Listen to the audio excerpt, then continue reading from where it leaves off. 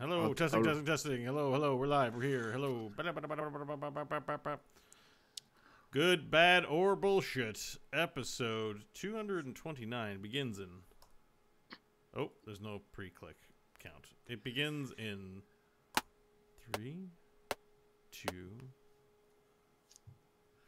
Hello! Welcome to Good, Bad, or Bullshit! The podcast where three guys meet on an internet telephone call, pick a topic at random, and then discuss it, hopefully with some intelligence, and then deliver a verdict on said topic. My name is Bo Schwartz. Joining me today, as always, is the handsomely bearded, well-glassed, middle-aged man, Michael Hodgins. Michael, hello. Hello. What do you mean, well-glassed? Glassed. Yes. Well, that was a fine intro, Bo. You're in fine made a new verb. Also joining us, as always, the not well-glassed man-child, Crofton Steers. Crofton, hello. And well-bearded, might I add. Or non-bearded, non-well-glassed. I would like to say I do enjoy watching your brain work on those. Like, I'm looking at you as you're looking at Mike, being like, what am I going to say about this guy right now? Well, and the gears are turning. It's very enjoyable. I like that that's the narrative you've got going, because I prepared that 2 days ago. I'm actually, because I'm also recording the podcast, and I'm concerned about levels, and I was distracted by, like, I hope everything's okay. And everything's fine, but that was happening in the middle of all of that. Multitasking. I have two cores in my brain. One on the right side, one on the left side. Anyways, welcome to Good, Bad, or Bullshit. Gentlemen, it is 2019. We are well on our way into the year. I've nearly frozen my balls off on 2 occasions this week, so definitely the new year has started. It's cold. Anyone have any resolutions that they've already broken? We already went through resolutions on our last show. Oh yeah, they all suck. So no one made any. No. Yes, well, Croft and I are both losing weight. Trying to. I said broken, not made. Are there any resolutions that you've already broken? No.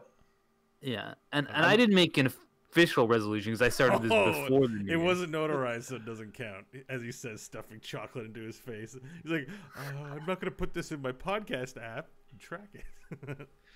I want to tell a funny story about this, because Mike was the guy who convinced me. He's like, there's this app and it's calorie counting, and I'm like, oh man, that's really annoying. He's like, no, it does it all for you. It's easy. I'm like, okay, so it is surprisingly easy. Like the app has a lot of foods in it from restaurants and different things. It's less annoying to put the stuff in, right?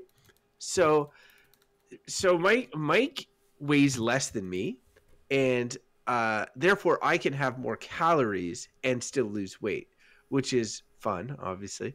But over the weekend, I ran into Mike, and we were exchanging information about how it was going, and he asked me how many calories I could consume in a day, and I said like 2,400 or something, which is, for a guy who's over 200 pounds, like just losing a few pounds over time, I'm still going to lose weight by having all those calories. Or Mike, what did you say at the... Shit. Sorry. It was 1,600.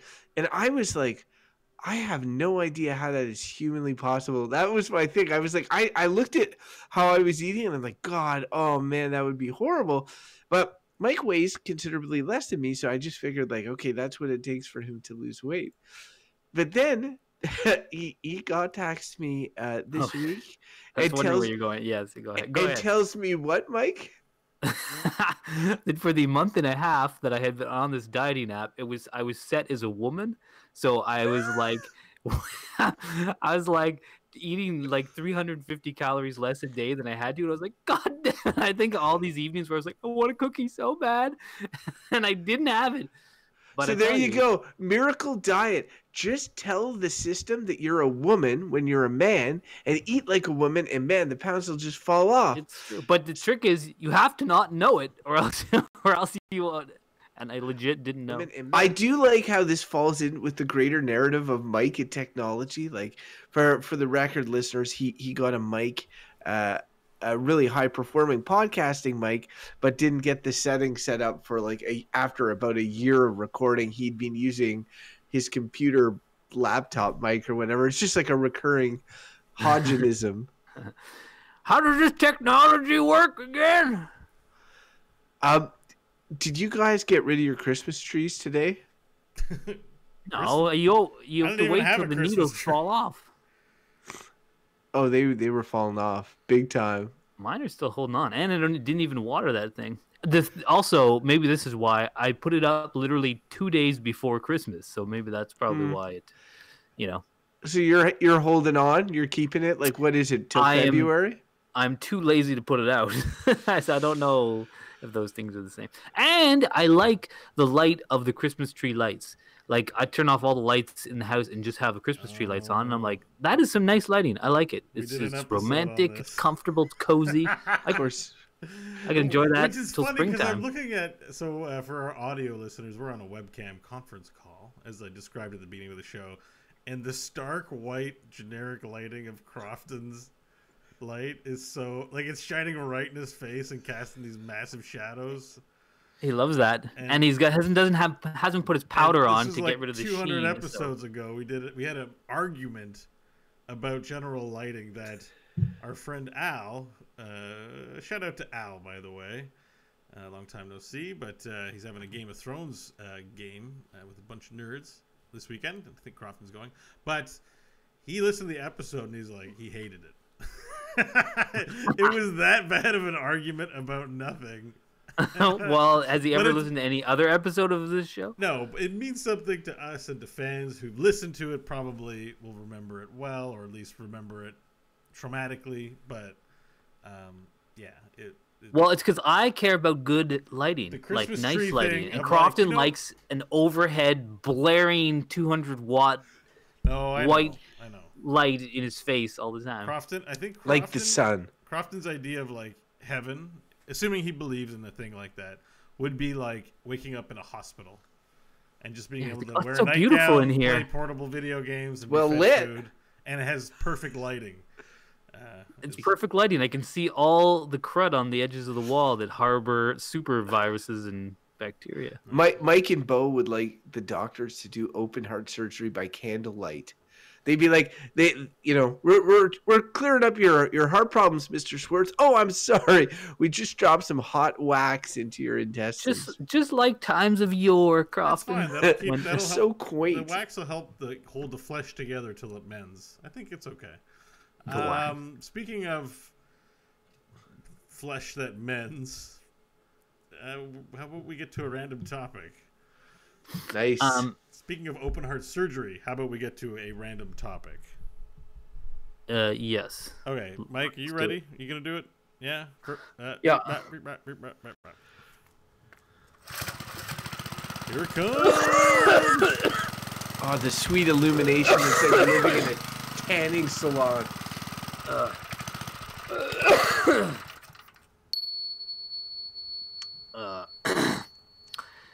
Topic is fortune telling. Fortune telling. Like, is this just like when you go to the fortune telling lady? The fortune teller. Yeah. Or are we talking like horoscopes? Well, we did horoscopes, I think, already. Do we? Did we? Yeah, I think so. Because it's the same thing, sort of, right? Don't know. Well, one is just sort of like a distraction in the newspaper. The other one's like fraud. I guess I'm showing my hand here. I'll consult the vault while you define fortune telling. I would just like to point out that this is, I feel like for a long-time listener of the show, and we were just talking about listener numbers before the show, a long-time listener would just hear a topic like this and be able to immediately identify what all of our verdicts are. Yeah, probably. But you never know. This could be someone's first time listening to the show, and they're really excited. Maybe they heard Crofton on Dungeons and Diapers, or they heard me on There Will Be Dungeons and thought, I'm going to check out this other project they're doing. Oh, maybe they heard Mike hammering on his house. Or they saw Mike in the street. They saw me in the street yelling at some kid for not having a hat on in this cold weather. And they're like, that guy probably has a podcast. Right. You may have heard of us from one of those other places and came here, and this might be their first episode, so make no assumptions. You make a good point. I don't remember what we were talking about, but the horoscope, we haven't done horoscopes. There was. So what? Are you sure? I have the vault. I'm sure that we've talked about them just offhand, but like we could lump it in there. It's all like the same thing. Bottom line is, well, that's what I'm asking. Yeah. One person telling other people like what the future holds, often in very broad and vague terminology. That would be your fortune, right? Like your the bounty that the future holds for you. Not necessarily fortune as in money or Fortune magazine. Well, or like fortune cookies. Well, fortune cookies is fortune telling, isn't it? Well, sort of. The good ones are. The ones that give you lottery numbers are like fortune telling. The ones that are like Confucius say, put frog in both hands to feel balance is not really fortune telling. Is that racist? I feel like it was. It's not racist. It's not racist. It's an accent. You're like, let me do a Chinese accent and make some stupid thing that is pretending to be wisdom. I do accents all the time. I'm dungeon master. I'm okay. I have license for. You're not a dungeon master on this show. That's true. You're just the racist guy who does that. So, fortune cookies, when you think about it, they really demean the whole fortune telling occupation, because it's like if you can have a random cookie that tells you your stuff, like going to see a professional fortune teller seems kind of redundant. It's like your job's done by a cookie. Well. Do you guys remember your last fortune cookie? I remember. No. Yeah, I had one last week. So what was it? Oh, it was a fortune cookie. No, but what was the fortune? Oh, it was something about friendship. Describe how the cookie tasted a little bit more. It was something about friendship. I can tell you that the cookie was like 35 calories. I don't know about you, but fortune cookies taste like shit. I like them. Ugh. They're not great. They're not great cookies. They're like the lighting of cookies, like Crofton's lighting of cookies. Yeah, nothing fun or exciting about them. They're garbage. Well, you eat them because you feel bad for throwing out food. So my last fortune cookie was at a work, like before Christmas. I went out with my work group, which is all women. Incidentally, I work with women. So it was like 5 women and me, and then everyone got fortune cookies, and they said various things. And mine was like awkwardly, and I said, they're like, "What's your fortune cookie, Mike?" And I said, "Well, I guess you guys can be the judge of it." It said, "Others find your charm irresistible," and I found that like awkward. And they were kind of looked at me. They're like, "Meh," and no one really said anything. I was like, "I guess that's no." It's pretty resistible. I think people can resist it pretty well. As your friend, you deserve honesty before flattery, and because that's what those things are designed to do. It's just designed to make you feel good. Like it's just nothing. So that's an example of fortune cookies where they say kind of nothing. That's not it's like fortune. Not telling you. That's not your fortune. Like your fortune is what the future may hold. Right? Well, okay. So since we're on fortune cookies, Ivan's first fortune cookie when he was like a baby, we got signed and the people gave fortune cookie for him. His first fortune cookie ever. We still have it. It just said, "You will live a long and happy life," and he's like a baby, not even 1 year old. And I was like, "What a perfect first fortune cookie!" Throw that out. Why? Because when his life turns out to be like Luke Skywalker's, he dies at 18. It's gonna hurt. Just throw it out. You will live a short and miserable life. And I say that because like there was that OC Transpo, that's their bus line accident that happened recently, and someone at work is friends with the person who died on it. and they're also talking about someone they know lost both their arms, and it's just like just. And they once got a fortune cookie, so now this is the shit side of fortunes. Is if you believe in it, shit like that happens. Is like, ugh. It's just contributes to your anxiety. You guys wonder if you know, in movies where they'll go into like a tarot reader or something, and they'll get the death card, and it's like, oh my god, you must leave. You know, now I'm racist, but but you know those scenes, like, they seem to happen, like, it's a tropey thing in fiction. You go see like the wise fortune teller that really knows what's going on, and they pull like the death card or something, and everybody freaks out. I'm just wondering, like, if that ever happens in real life. Like, if you went for your actual fortune being told, would they just tell you kind of like good, happy news, or would it be like, oh, you know, like they have a deck of cards, oh, I pulled out the death card, you have a really shitty, you know? Well, I think I've seen this in movies too, where, and again, that's the trope where it's like in the movie, you turn up the death card and some music plays, and it's like, oh, the death card, and the fortune tellers, and I think this is more like real, like, no, don't worry, the death card. Oh wait, I have to do my racist. Don't worry, the death card does not mean that. It just means change is of what. You know, it just could mean that a change is.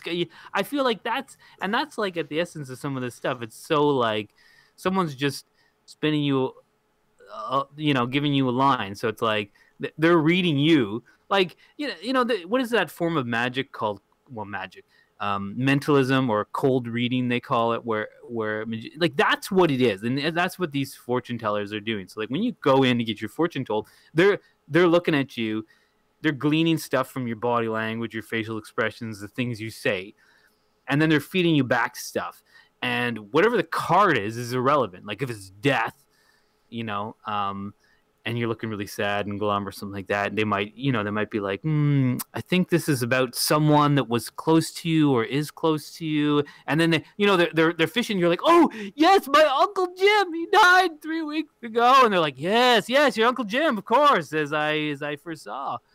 And then they move along. Like it's just that's like what it is, you know. Do you remember there was TV shows like that played in the morning on Saturdays or something? There was a couple of like really prominent psychics. They're still on. You're thinking of Miss Cleo, though, right? Isn't she the?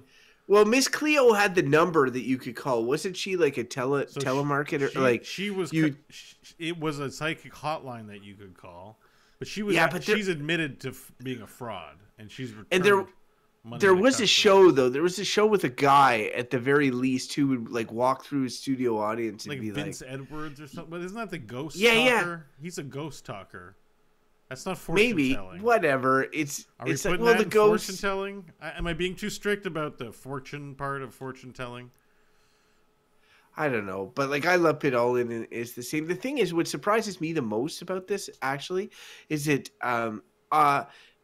I kind of think that all three of us are like looking at this with a very jaundiced eye of, you know, seems very much like hokum. But I kind of think that everybody thinks that, but no, everyone does not think that. A lot of people are like, this is the real deal. No, I guess I mean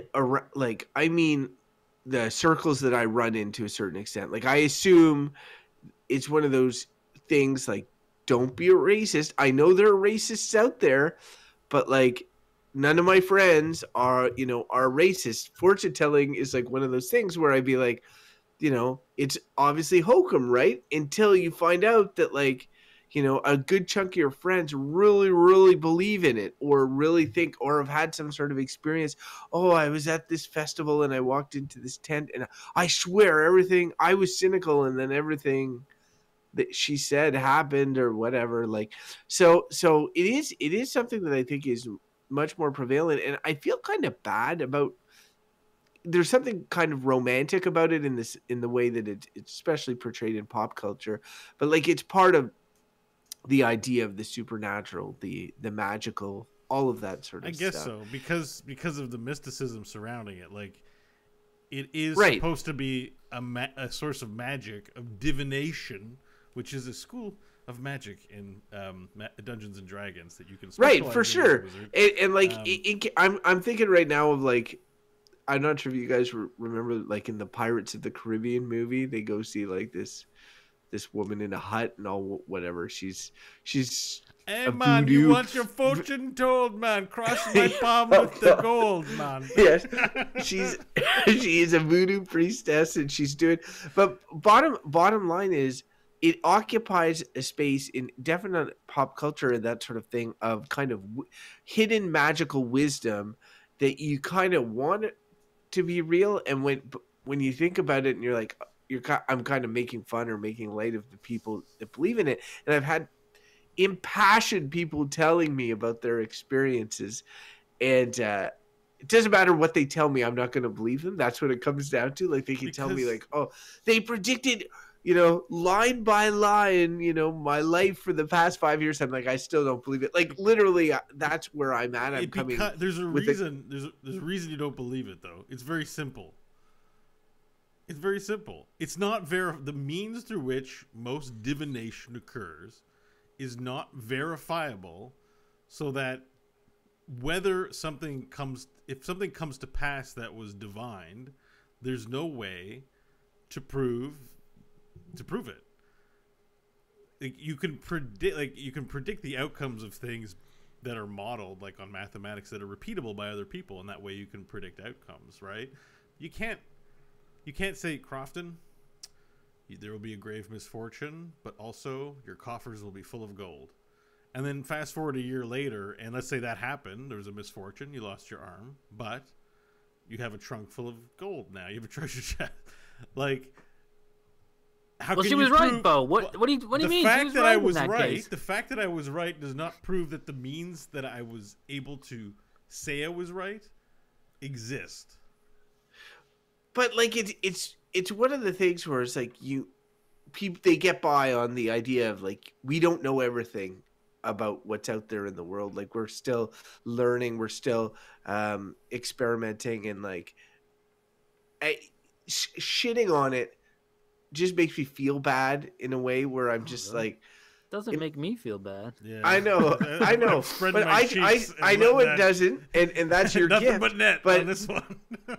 But I just feel like it's part of the magical and mystical and all that sort of stuff that it's just like, our scientific world reject. But I definitely, before passing it over to you, the hucksters and the people that are scamming and all that sort of stuff, obviously I take huge issue with that, and it's best that we cast those folks aside. I just feel badly that fortune telling is something I would like to be true, or I would like to it's clearly not. That's what it just, yeah, but it's everybody kind of funny. Wants that, everybody wants that.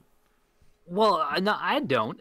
It's the same. Like, it's a thing of like I don't want religion to be true. As far as I'm concerned, we've talked about it on this show quite a bit, but I'm like, I don't think it's true. Same reasons. There's no evidence for it. It's and it's largely to manipulate people and take advantage of people. It also gives people a lot of hope, makes people feel good. The same way that it's the same as fortune telling.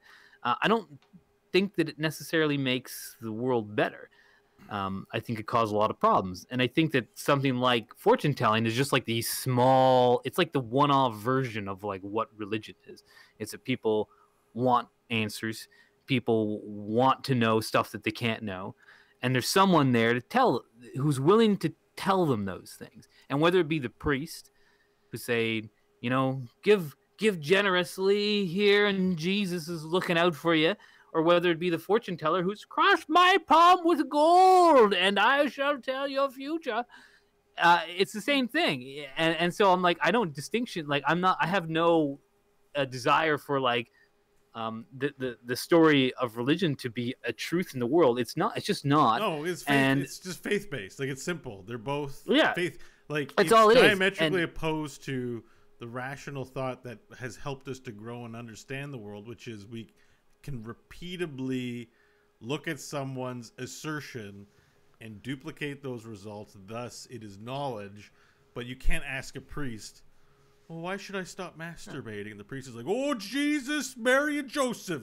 Jesus came down. You've been and going he straight told to me, hell. he told me not to touch yourself, young man. And it's like, you know, like it's like, can you show me where Jesus did that? He's like, no, it came to me. It just works that way. Like, you know, there's no way for anyone to verify it. And when you try to, it's blasphemous. It's you not having faith and all that shit. And fortune telling is the same thing. Like, I just think that's why it's like, yeah, you can't it have is. your And cake and eat it too. Either you have faith in things and that's just your take, or you believe that if something is to be true, it can be proven.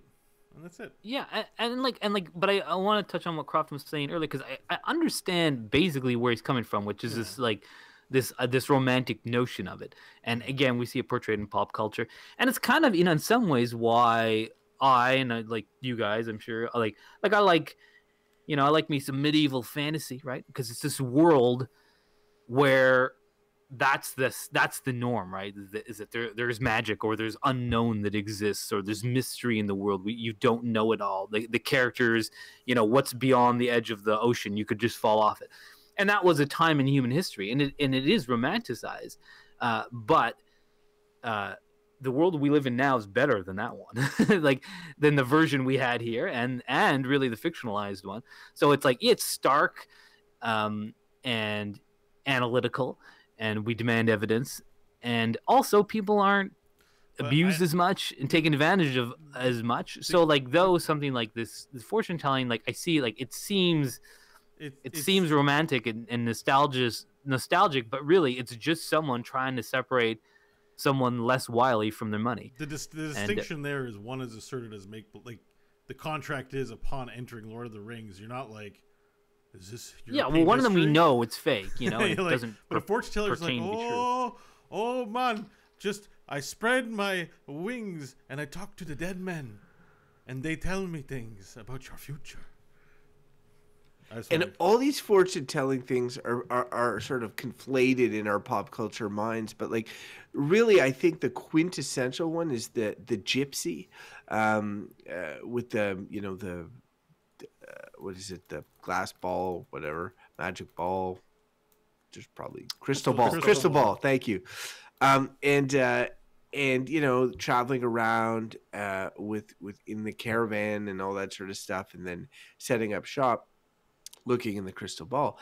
And the term like gypped, I was gypped out of something, it's now considered like a racist term. Well, so is gypsy itself, I believe. And in the concept being like this caravan of gypsies would come and they would do this fortune telling and other things, and they would, like, you know, try to trick you out of your money or defraud you and that sort of thing.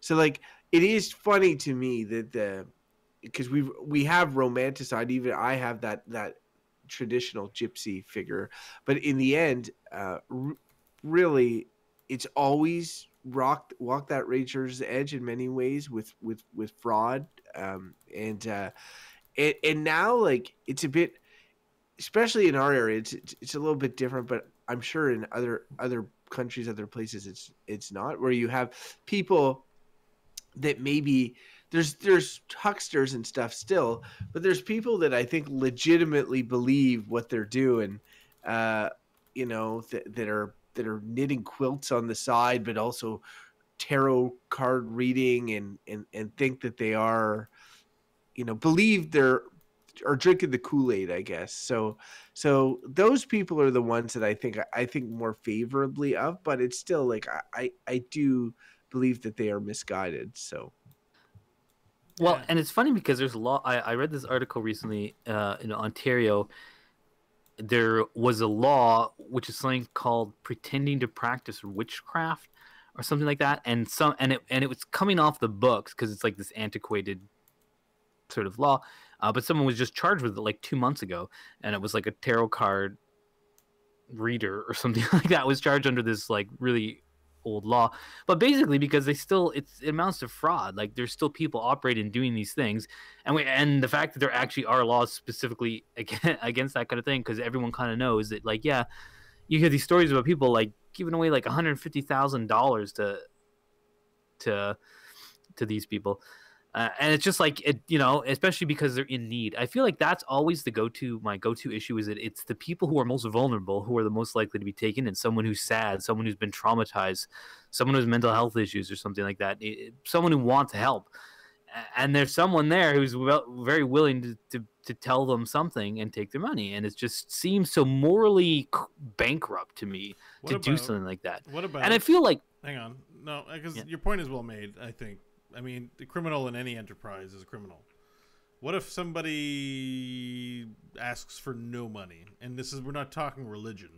A person who believes they can tell fortunes does not request money or payment for their services. This is Lord Shaper, one of our live stream viewers, for you audio listeners, who suggested it. What's your take on it? Well, I'd be like, it's a hypothetical. Like, show me that person. Show me that example where there's a fortune teller who just out of the goodness of their heart and their, God-given psychic powers is just telling people let's fortunes. Say it exists, but let's say it exists. Let's say it exists. I mean, let's deal with reality. Does it change your opinion? Because to me, no. Because it's not provable. For all I know, you're pulling it out of your ass. I also think that a lot of people are happy to do stuff like that for influence. If you can influence people, and people have faith in you, I mean, what about you can do a lot. There's value in things beyond. I still think at the heart of something like that lies manipulation. I mean, if what you're saying does the person who's practicing it also believe it's true, like a vision quest or something that might have an omen regarding your future? Might be a good example. That isn't. I mean, that's borderline. I think religion, that's different. Like, that's a different thing. You can have a profound experience that you learn something from. So a yourself. Profound experience that gives you an insight into your future. Look, and I know that there are people who would have gone to these things or had these experiences and would swear by them, and would say this had value for me. Like, I learned something here, and even if this person is a huckster, it was fun and I liked it or whatever. Mm-hmm. I always just think that the people who are taken in, like, I'm more about, if 20% of people was like, it was a fun, good time and I enjoyed it, and 40% of people was just like, oh, I don't know what it was. I spent a bit of money and I'm not doing it again. That's fine. And then another 20% of people or whatever amount are just like dumping money down someone's. I'm like, that's bad enough to me that it's like, I mean, it's like things like gambling. Like, some people go gambling, they, once a year and it's fun and good times. I'm like, I don't like the practice of it because some people like throw their lives away in gambling, and I'm like, I think it's a net bad. I mean, I'm getting close to my verdict's been pretty clear. It's funny how I'm so pro gambling. Remember we did a gambling episode? I was like super. Yeah, I'm anti-gambling because it's also stupid. Anyway, it definitely is stupid because it's almost always a losing. Wait, just you're not gonna win. Well, you're not gonna win if you're on the losing side of the odds. Statistically, which the house and the lottery and all that are on the winning side of the odds. But so what do people get? Let's talk a little bit about the positives in terms of what do people get out of fortune telling, right? Like, what do they? And you often get that question about do you want to know your future or not? Like, say fortune telling was 100% legit and somebody's able to tell you what your future holds. Do you even want to know that, right? And some people would say straight up, no, I don't want to know. I feel like there's a okay, it's a good question. I love the question. I feel like it's one of those things. I'm sure it's been explored in fiction where when you're aware of a thing, think about how people might be very affluent, charismatic, and then you put a microphone on them and they clam up and they just can't do it. It's not a coaching thing. Like, they have they change. Their behavior is different when a camera's on. They know people are watching them. I feel like if I know my fortune, like Bo, there's $50 million in 10 years for you. Fuck, I'm gonna go quit my job now and go, do whatever, because I know 50, like, it's guaranteed by this person is like, you will become a rich man. But probably I have to make certain decisions. You know what I mean? Like that. Like, I feel like if you know the future in such definite terms, then you're probably not behaving in such a way as to make that future happen. There's a logical break in that, because no matter what, if you believe it 100%, your decision making and thought process is affected by the knowledge of its certainty. So like, it outside of the realm of the fictitious, like my dad had Alzheimer's and died of it. His dad had Alzheimer's. I can do a test that will show now if there's I have a I forget what it is, DNA gene or something like that that would make it that there's an 80% chance or something that I would get Alzheimer's. I could figure that out now, or I could not have the test and not know, right? yeah. But if I found out and I found out that I had an 80% chance of getting, I'll say early onset Alzheimer's, like I would probably start, living life differently, changing my approach. Suddenly I have this information, right? Overtime. So I've made the conscious effort so far not to have that done because I don't really want to know that information, right? So that's only a bad outcome. So the only good outcome of it would be it not being there. The bad outcome is it's there. There's no like winning $1 million or something out of it for me. So if I could find out in the future if I win the lottery or if I don't, if I play the lottery every day for the rest of my life, and it says, oh yeah, you will actually win it. So then I would, okay, I'm going to start buying lottery tickets, right? So if I could figure out all selective outcomes, maybe I would be interested in that, but I'm not in. If somebody asked me like, hey Crofton, do you want to find out how you die? I'd be like, no, don't want to know. I mean, that's a big one for fortune telling, right? Will I find love? When will I die? Will my family be happy? Right. So money? Yeah, exactly. That's the appeal. The appeal is in getting for the type of person that is interested in getting that information. This is a possible place in which you believe that you can get that information, and that will in turn make you feel better, or it will make you live your life differently. So I could see what the appeal is. It's funny because I have a side thought that we need to get back to on what you said because it was interesting, but it's funny how that is like I feel like I would definitely want to know everything I could about my future.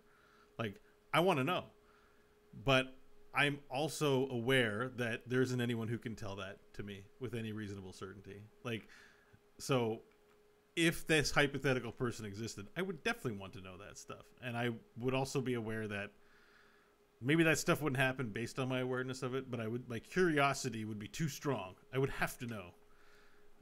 So I think a gullible person might also say, what's the harm in it? Maybe it'll be true. Maybe it'll make me feel good. And I think at its core, that's what it does. It just makes you feel good. It's diversion. But that's a personality thing, and I think it's funny that you self-identify that way because I totally see that. I'll give you the example of we played a video game, PlanetSide, where you could see what your character saw, but you also had a way of moving the camera behind them and seeing around corners. Like imagine if you could see behind you, a third person view. Yeah. And in the sequel PlanetSide 2, they eliminated that third person view, and it always really bothered you. Yeah. But really in real life you would not have that possibility of getting behind yourself and seeing that would be a huge. But for Bo, the more information that he can get, the better. And so like when you take from a strategy standpoint, the more information you have, the more you increase your odds of victory. So for you, if you could get information about the future, about outcomes, about whatever, say you knew for a fact that fortune tellers were legit, probably super rich because they're legit. It's sort of funny. Like now, this is kind of a different tact on this, but Bo in particular, who's like, I want to know, because Bo and I had this funny conversation about health the other day, where I was giving him a hard time about his own, and we're getting to that age where we're like, 50 is a decade away for us, and that's when some health stuff starts to happen, and Bo was like, I don't want to think about or know about any possible health problems that I might have because it causes me anxiety. So I just thought it was interesting how you were like, Oh, yeah, I won't yeah. want to know. But I'm like, your doctor would tell you things that are probably true right now based on what you were talking about, hard scientific facts of like, you smoke cigarettes. I'll give you a percentage chance you're going to get lung cancer. And that act prediction is based in reality, but it won't change your actions, right? So it's an interesting kind of use a case study or something like that to be like, you'd be like, well, I won't do quit smoke because it's hard and it'll cause me anxiety or any other number of things. So what would a fortune telling be different if they told you the future? You're thinking it skews positive because if someone like a doctor says, well, I can tell you from statistical probabilities, likelihoods of these outcomes from your things where and maybe the idea from the fortune teller is always, if you know this thing about the future, maybe you'll make choices now. But we basically through science have things like that. You could do preventative stuff to make yourself healthier, to live longer, blah blah blah, but it's not really affecting how you live your life, even if you know those things. So it wouldn't be any different if you knew a fortune teller. So One's definitive, though. I can One's hang on, definitive. yeah, just let me answer because it's about the anxiety thing. Is the anxiety is not something I chose. Like, I'm still want to know things, but the anxiety makes me dysfunctional. But like, if you went to a fortune teller and they're like, "You're gonna die of lung cancer at 62," you know, what are you gonna say? Yeah. But if a doctor told you that, I mean, it's well, then I'd start smoking even more, and I probably would have anxiety. Like, this is assuming the fortune teller is accurate. The doctor is giving me statistics, probably based on aggregate data of past cases, but it's statistics and it's not definitive. So, that's right. So it's not fortune telling. A doctor who just says, you smoke, I think you'll die at 50. You're going to die at 50 if you keep smoking. I see that in the future. That's malpractice. No, that's malpractice. But that's the difference. They don't talk that way. They say you have these odds and I can slice it up at your age being male and also these previous conditions. Because they've looked at a graph or they so there's always uncertainty. But it's not, what they do is not fortune telling, which is it was funny that you gravitated to that because that triggered me from what he was saying too, that I think people look for that kind of information from healthcare professionals. They look for fortune telling. Because in a way, the healthcare stuff is actually really annoying information, and I understand why if fortune telling was legit, which this is not, but if it was, then and you got a definitive answer, because the fortune telling that is like, and this is what a lot of it is, because they don't have definitive answers. They're like, I see some sort of vagary in your future. Well, like the doctors are it's the same deal. They can tell you probabilities. It's more accurate, obviously. They can tell you probabilities, but they're not going to be like, you're going to die at 62 of lung cancer on this date, right? But if you had a magical fortune teller that could tell you that exact information, like without the vagaries and the bullshit, they also can't tell you if you're going to die in an accident. That's a certainty. Sorry, Bo. What? They also can't tell you if you're going to die in an accident. Like, the doctor could say, you'll die of lung cancer at 65, but the fortune teller's like, car's going to hit you in 3 months. Nothing you're gonna do to change that, right.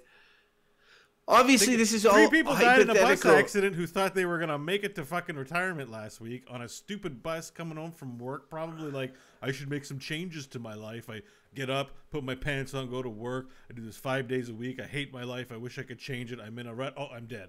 That's what happened to 3 people on the bus this week. Yeah, and it's but I mean, it's very it hit me pretty hard because I'm like, that's me. It could be just done tomorrow. And but that's everyone. And if you think, like, in this city, there's hundreds of thousands of people to take the bus every day, and it's like those people basically won the shitty lottery. Not doing fortune telling. That's you looking at the odds and saying like, don't worry about it, right? But what I'm saying is, that's what we seek from fortune telling, is to know that information. To know that stuff. Because if I know that my routine of going to work is going to result in some careless accident on a bus and then I lose both my arms and my penis, I'd stop taking the fucking bus and try not to die in a bus accident, like escape destiny. I don't know. It's but no one can know that stuff. And I think the healthcare professionals can only guess at your long-term health issues based on your behavior and whatever they observe. All 3 of us might have a cancer in us right the fuck now. And without doing the tests of it, we could go to a doctor and they couldn't even tell us that just by doing a quick examination. You know what's a funny thing about the cancer? If you're a man, if you live long enough, I heard there's 100% chance you will have prostate cancer. Really? 100% chance. But that might be in like, you might be 105 or something, and you're like, oh, there's the old prostate cancer showing up. It's one of those things that, given enough time, it will. There's the You stupid, annoying fortune teller! I hate you. So it's 100% chance. How do I Not remove my it's statistics? How do I remove my prostate now if I know it's 100% chance? That's as good as fortune telling. How do I don't think you want to remove it if you don't have to. I'm gonna Google that after. Can I tie it? No. To save it? Is there any? Can I put a condom on it? I don't know how prostate works. It's to Just know it's in my butt. You can find it by putting your finger in my butt. Yeah, it makes like the other stuff in your ejaculate. Hey man, come on down to the ejaculate. I don't know. I'm just. Oh boy. Well, that's what the prostate does. If you wanted to know. Oh, it makes the ejaculate like the. Yeah, well, like sperm, there's not much sperm it's in the ejaculate. liquid. There's other stuff in it. Where does it come from? Guys, I didn't know if it came from a prostate. Guys, why do you think you have a prostate? Women don't have a prostate. I don't know. Well, now you know. I'm having a vision. Oh, I'm foretelling. I see verdicts in our future. Okay, fine. Probably I in the next few minutes. I wanted to keep talking about ejaculate. But... Oh my God, I have a gift.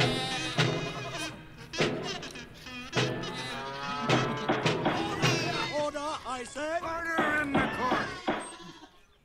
All right. I see that Bo is not wearing pants. I'm not wearing pants, actually. That's true. Hallelujah! I am blessed. It's not fortune telling. Although, Mike, should I go first because it's clear what I'm going to say? I predict that Michael will go first. Wow, Crofton foretold the future. It's amazing. You know what? I have to change my verdict now. I've seen the light. I didn't think The Crofton general had any light. skills or talents whatsoever, but it appears he could tell the future. Well, I think that fortune telling is bad. You know, and I'd say that with that caveat of like, if you know that it's complete bullshit and you get some pleasure out of it, that's fine. But I would always say there for every one of those people, there's someone else who thinks it's the effing truth, and they're gonna get duped by someone who's more than happy to take their money from them until they have none left, to tell them what they want to hear, make them feel good. And you might say, what's wrong with making people feel good? It's good to make people feel good. It's good to give people hope, and that's true. But it's bad to defraud people. It's bad. I think it's bad to give people false hope. I think people should have to deal with, we'll have to play the cards we're dealt, and you approach that as it comes. I feel like it's easy. Even if it was true, it's like people want easy answers. They just want to hear the thing. And it's like, just live your life. Do the best you can. We're all in the same boat in that regards. You don't need some magic person to tell you what's what. Just try to make your best decisions. So, yeah, don't waste your time with fortune telling. It's bad. Crofton's muted. I predict Crofton will go next. I saw it. I made soup today, and I saw Crofton's face form in it. And then the alphagetti letters formed and said, "I will deliver verdict second." I will deliver verdict second. So Bo, you are correct. This is funny because we often talk on the show about, we have two verdicts that skew negative, because bullshit seems to so often skew negative, and sometimes we feel it's like just the most apropos verdict. And like, I really want to say, like, out loud, fortune telling is bullshit, because it totally is bullshit of the negative kind. But I'm going to say that fortune telling is bad. I'm going to agree with Mike. Fortune telling bad. And it's tough in a way, because I've met so many people that are really, like, Mike made the analogy of religion, that are spiritual in such a way they wholly believe in either various shapes and forms of fortune telling, and it's some people that I really respect often or really like, and they have this belief, and they would hear me giving a verdict on this or us collectively talking smack about this, and probably have issues, but I don't think that they would bring other than incidents or that they experienced personally. They would have no evidence. They would have their evidence would be little comments about things that they've experienced personally. It wouldn't be, as Mike indicated, like a greater, illustration of why this stuff is true. And the vagary surrounding it, it smells so bullshitty. That's why I do think bullshit is a legitimate verdict here. The fraud, and the way of preying on the vulnerable. This is one time where I line up almost entirely with Hodgins, which is rare. So let's enjoy it while we can. I am enjoying it. You guys line up all the time. Who knows what Bo's gonna say? I predict strange verdict. All right, so Happening fortune-telling. in nature. Cross my palm with the gold. Cross my palm with gold, young man, and I will tell you who you will marry. I think I made my opinion already kind of clear, so I don't gotta re-expound it. I do like Dungeons and Dragons, and I like the idea of divination magic, and I like the idea that maybe there's some sense of divination that isn't about fortune telling, that's about helping you in the now in some spiritual way, like a life coach, but magic styles, I guess. But I've never seen it, so I'm kind of believing in this fictional idea as I give it. I think all instances of fortune telling, most of which I've seen in media, let's be honest, I haven't been to any fortune telling, but horoscopes and things I believed in as a young man that seemed, there must be some magic to it. Fortune cookies, I don't know, any little thing that gave me some hint that made me feel good have all turned out to be wrong. And all the experiences I've read and there was that piece on Vice about Miss Cleo, and just a lot of these guys who do this crap. I really gotta have faith in the fact that if things are true, they are repeatable, they are provable, whether it's religion or whether it's fortune telling. If someone can do it, another person can do it. We know this to be true. So that puts fortune telling 100% in the bad camp. Take no prisoners on this one. If you can't explain it and show it, and someone can't verify what you've done to arrive at your thing. I think of all the people who predict the end of the world all the time. Those Nostradamus. Wasn't there a guy who was predicting like 2020 would be, or 20, what was it? They even made a movie like 2018 or something. Like, the world's ending all the goddamn time. That's fortune telling. Never happens. So it's bad. That's all I gotta say. I wasn't sure you were gonna say that. That's it. You know what, guys? We've had two bads in a row. Oh. That's rare. I mean, we're getting crusty in our old age. Bottled water. I stand by that one. The one way to look at this is we've done 229 episodes of this, and you can say that's a lot of episodes. But statistically speaking, given the breadth of topics that are possibly pulled out of the random topic generator versus the small number we've done, it's a small sample size. Maybe we're not so deterministic on me always being good. Maybe it's just a lucky run and a roll of the die. Yeah, it's been Thoughts? pretty. I feel like the trends still hold.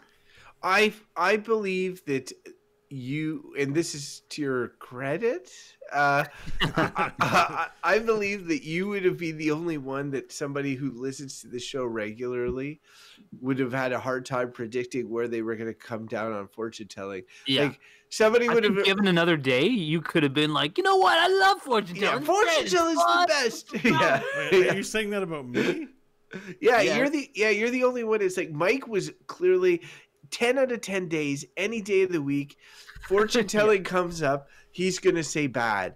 You know, probably when people saw the topic and they look at what Crofton generally says, they're like, well, he's probably going to say it's bullshit or it's bad. But Bo, you're the guy that literally when that topic came up, I'm like, well, you know what? Even when I was making the comment, I was like, I could see Bo going anything on this. Are Really? you trying to tell me that your observation of me is that I'm guided by my emotion rather than the consistency? I think you're very of the moment. Of the moment, yeah. The day. Could like, be. depending Could on be. the verdict. Like, if we drew recycling one day and then we drew it another day, you would have different verdicts. That's true. I'm very, I think probably That's you're okay. onto something, but it's hard for It's me not to a see criticism. because I live in it. It makes for better listening. Because Does I it? never know what you're going to say. As soon as fortune telling came up, I was almost suggesting we put the topic back in because I'm like, well, I know where Hodges is going with I this. think that just Like, makes me a hot bag of air. If you, well, no, that's not true. There's plenty of hot bags of air that are consistent in their dumb views. So, well, do you know debate club, like in high school or whatever? The idea was that you would it was just about debating and you would be told what side of the issue that you're falling on, you know. That Like always you annoyed me though.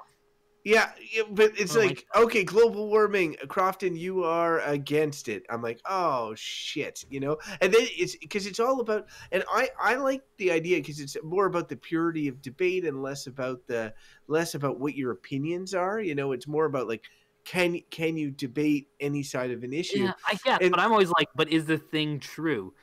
Like that was always what bugged me more. But like, I don't want to. It's not about like, can you get a persuasive edge on someone through debate and rhetoric, but it's like, but what's the true thing? Right. And that's the one you should always be arguing for. I would love to talk to somebody knowledgeable. It's a good thing you brought up, Crofton, because I get what Mike's saying. Debate professionals or hobbyists are disassociating actual matter with the act of debate, right? In order to learn about it, be good at it, right?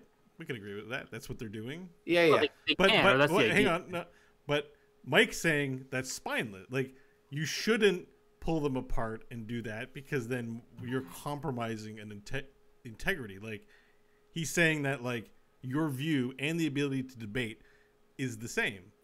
And I'd just be interested to know, like, if you wanted to a lot of them, like I gave global warming. That's not a lot of them is like swimming, my brother fun did or debate, but it's like fun or is not. Capital Like, I punishment, mean- yay or nay? Like, no, they debate like serious issues.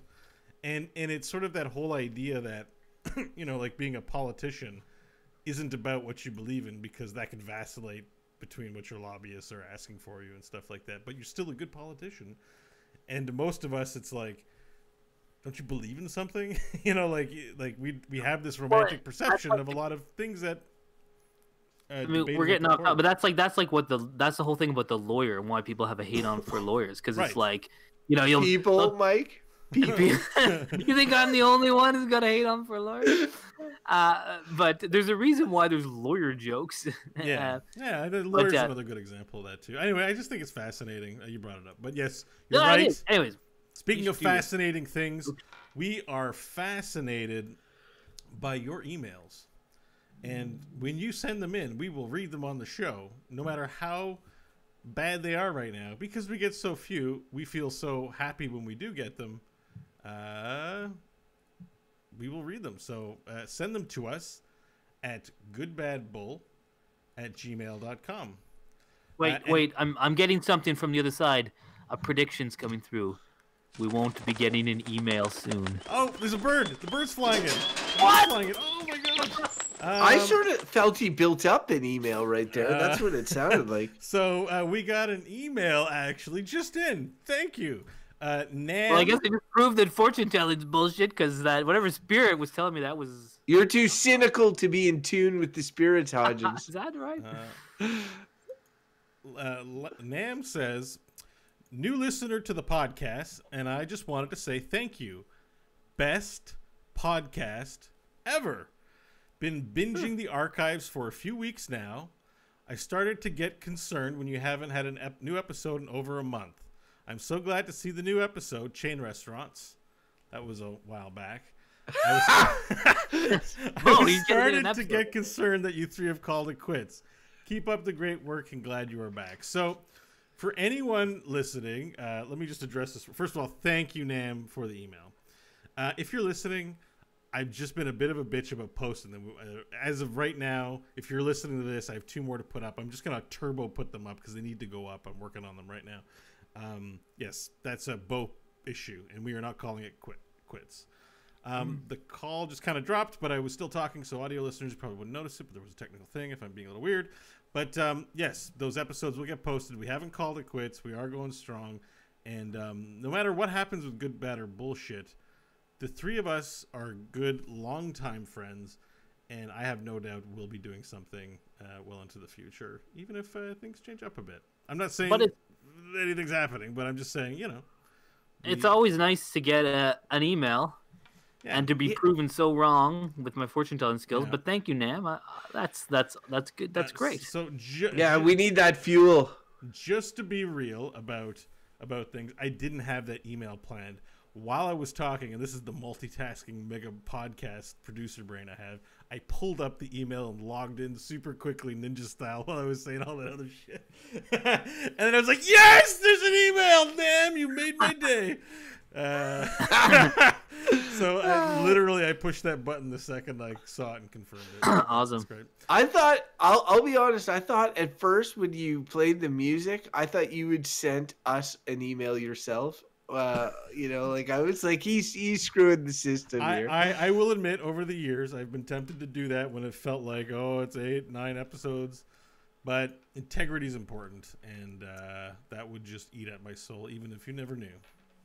So, all emails here are real, and I'm a person with integrity and a fleshlight. Anyways, Crofton, where can our listeners find out more about what you're up to on the internet? They can follow me at Crofted Steers on Twitter. I do another podcast with a gentleman named Ryan Murphy. You can follow that at tgistudios.com/dad. It is a dad podcast. I listened to it and it was good. I actually enjoyed it. Send me email. Except they need to stop talking shit about me on the show. JK, you can keep doing that. Mike, if our listeners want to find out more about you, where can they do that? I assume they can hear you hammering on the construction of your home. I was thinking about this. The most effective way probably would be to go to a fortune teller and ask for an update on what I'm doing, because I'm not on the internet. So you know what you need is a public-facing email address that you can just give and just have people email you.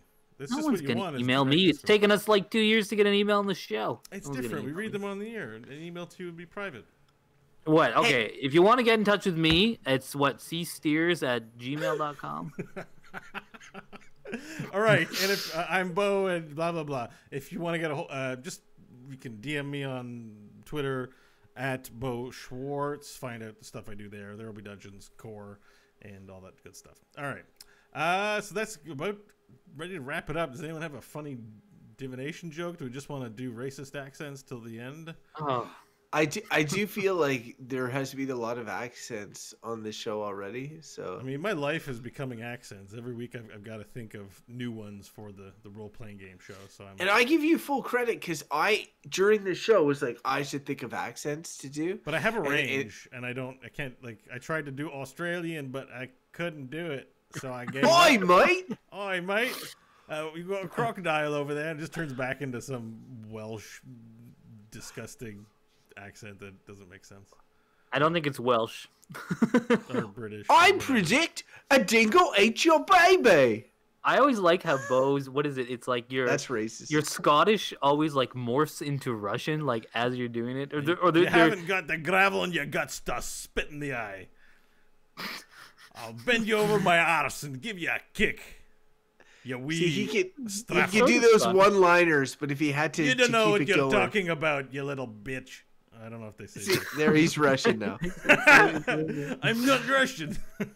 I'll give you a taste of this. Oh, it's not. You come to my hovel, and I give you fortune. You rub my balls, and it will tell me. The veins on my balls will tell me your future. Oh yeah, there's a famous bad fortune. Rasputin, man, that dude.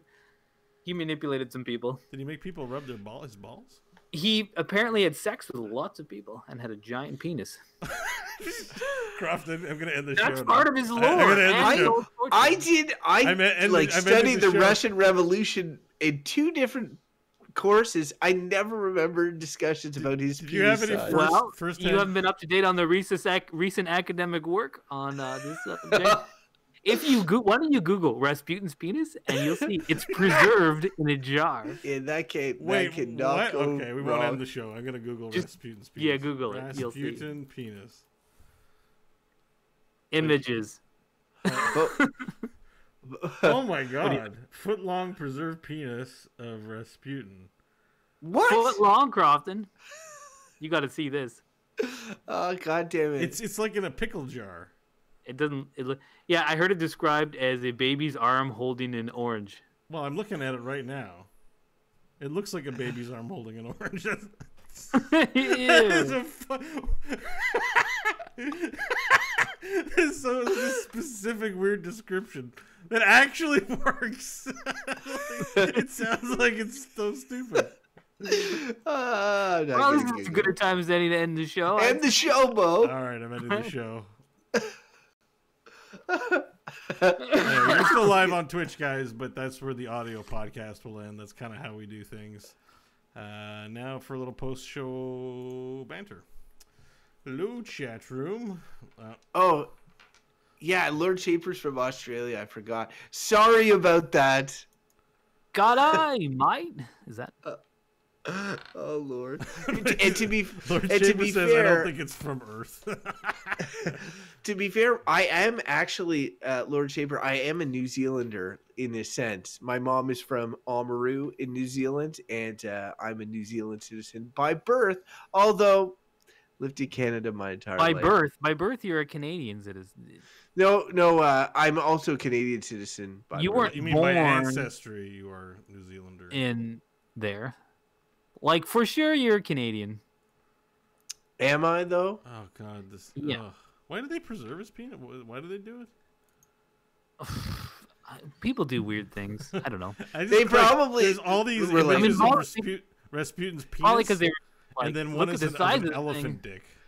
Yeah, before cell phones and stuff like that, or cameras, it's just like, shit, nobody's going to believe me. Somebody get me a pickle jar. You know, like, that's really what it came down But to. it was probably to keep as a reagent or something, right? Like it's blessed.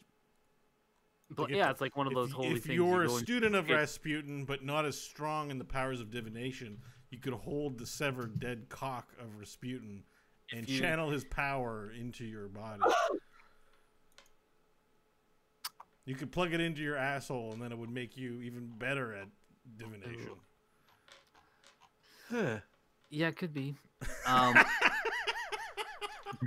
Mike's reaction. He's like, yeah.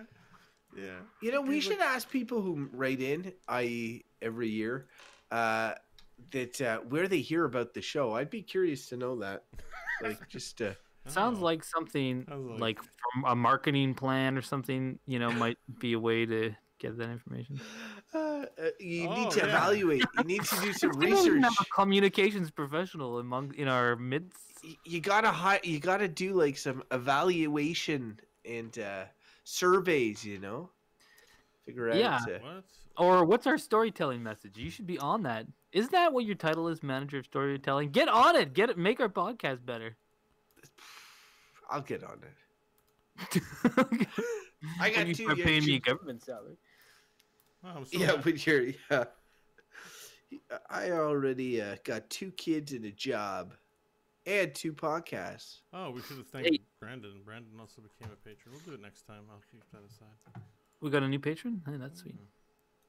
Oh, new patron. Wait a yeah. minute, but we don't do shows. How is it that they're giving us money? You know what? I messaged actually when we did that period of time where we were not operating. For a month or 2, we didn't post any episodes. I forgot to unpause. I think I emailed you guys about it. Unpause the subscription. I emailed everyone individually, and everyone was just cool with continuing to support us. So I thought that was really cool of them. Yeah, that's super nice. Yeah. So, we, a small audience, but amazingly supportive audience, and we're That's cool. ever so grateful for it. We should say that on the show. and not on. Well, we haven't. We should again because Yeah. it's fun to yeah, do we've it had to shout and out. We're have having a good people time tonight, engage. though. So. Yeah.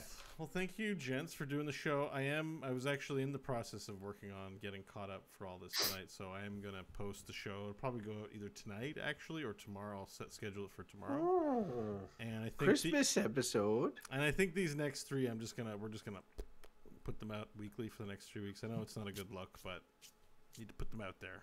My bad. Yeah, well, since our listenership is growing, Skyrocketing. Anyways, Skyrocketing. live stream viewers, thank you so much for tuning in. We're gonna go have a few things to chat offline with these gents, so we're just sorry gonna call about my it there. coughing. Thanks for listening. Yeah, but thank you for hanging out, Lord Shaper, Anxious Wookie, and Wicked Kitten, who may not be here because it's Torn Think Tank's last episode ever, and they're having a thing. So, But why is it their last episode ever? I don't know who that is, but why are they quitting? oh, because sometimes shows end. You know, all shows must They end do? at some point.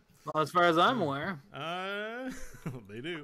All right. Have a good night, everyone. Thank you so much. Take care.